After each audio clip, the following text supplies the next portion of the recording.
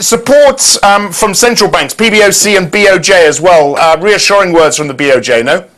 Absolutely. I think the market looked at yesterday's minutes and took away the sense that there's a growing debate about easing additionally into the spring if we don't really sort of get momentum continuing in the economy, and there's a little bit of apprehension in that direction. So the market are looking for more liquidity from the Bank of Japan. The PBOC has been successful in the end in calming some of the rate jitters that existed before Christmas.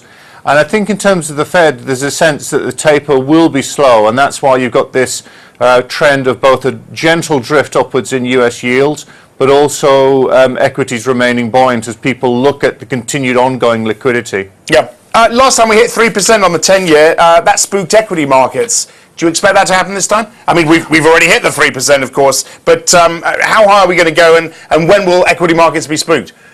I think we're looking for a move to 325. The critical issue is the pace that arrives. We see that 325 taking around about 2 months or so in early 2014, and that's not a particularly fast pace.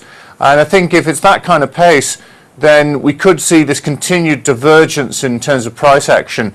I think ultimately equities start to get a bit of a reality check once we get into the spring, and then people start debating what's going to come after taper.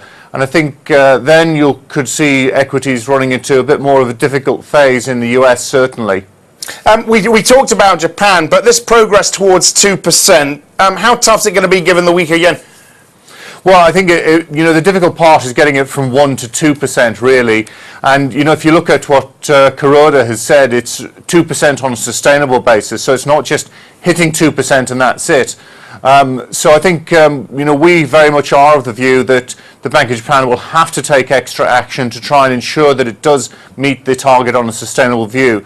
So we're looking for the BOJ to ease policy in April. That's going to be yen negative. We've still got a view of 110 on dollar yen by the spring.